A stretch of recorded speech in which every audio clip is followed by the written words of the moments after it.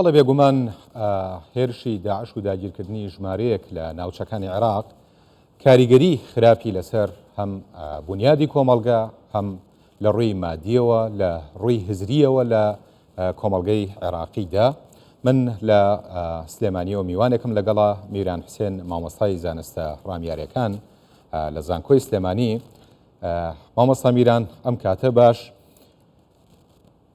هۆکاری سەرهەڵدان و تەشەنەکردنی داعش لە عێراقدا پەیوەندی بە چیەوە هەیە؟ پەیوەندی بە نەسیجی و بنیادی کۆمەڵگاکەوە هەیە یان نەخێر داعش هێزێ بوو دروست کرا بە تایبەت بۆ ئەم ناوچەیە؟ زۆر سپاس. بێگومان دەرکەوتنی ڕێکخراوی داعش یان دەتوانین بڵێن ئەوەی کە خۆیان ناویان لە خۆیاندا دەوڵەتی عێراقی ئیسلامی عێراق و شامی ئیسلامی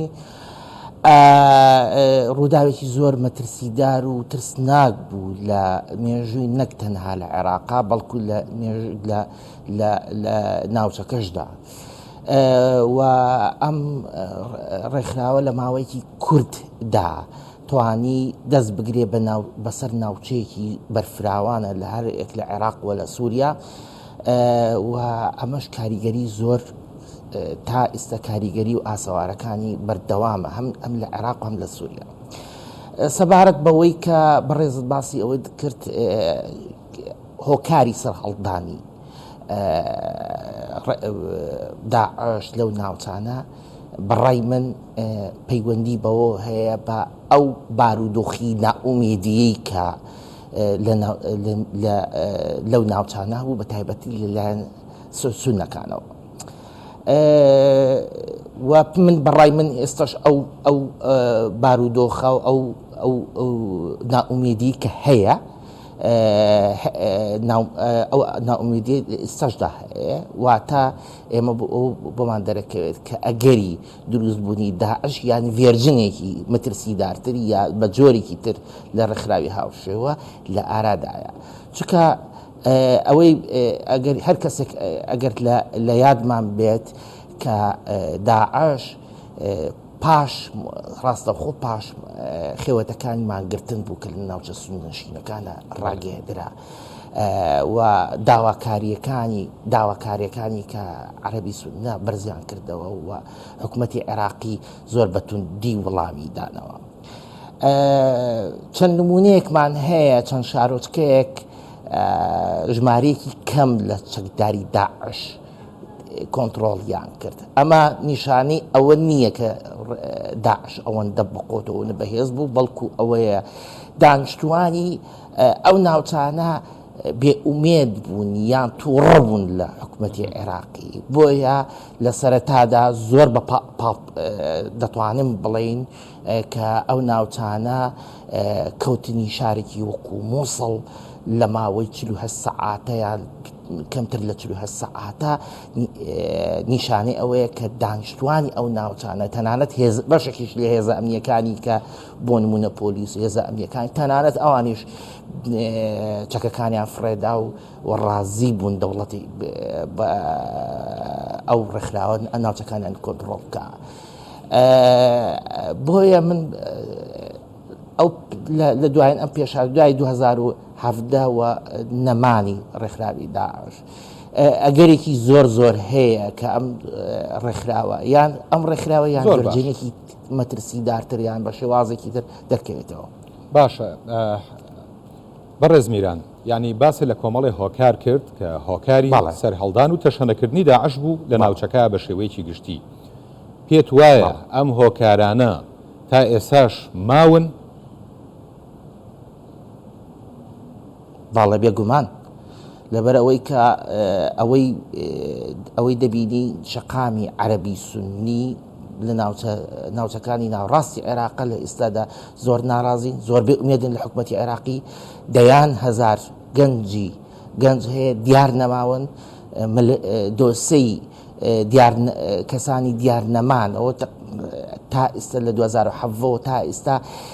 یەکلا نەکراوەتەوە. چەند ناوچەیەک هەیە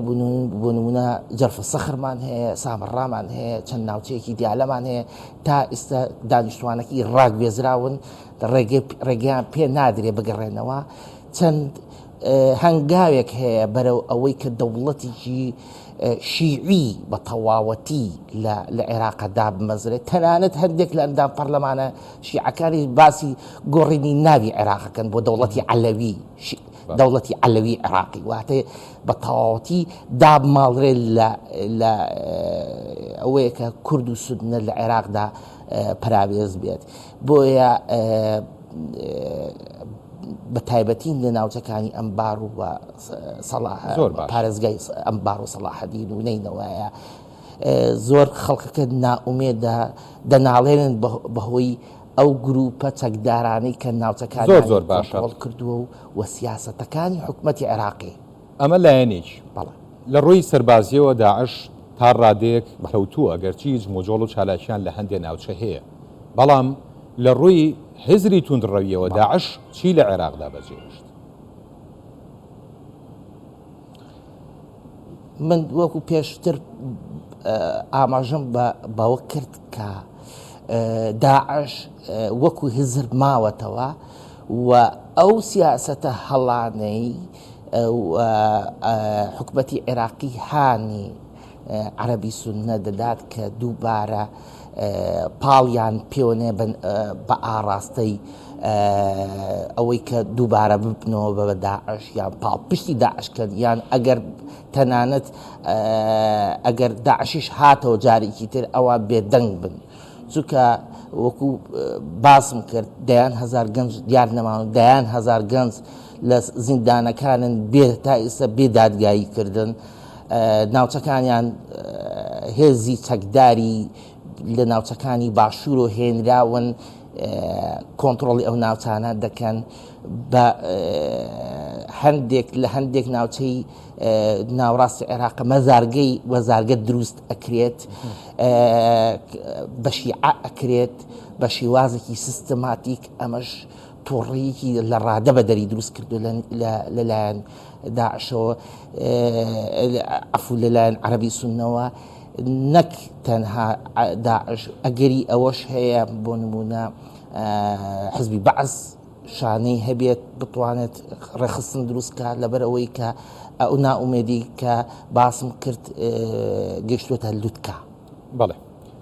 میران حوسێن مامۆستای زانستە ڕامیاریەکان لە زانکۆی سلێمانی زۆر سپاس بۆشن.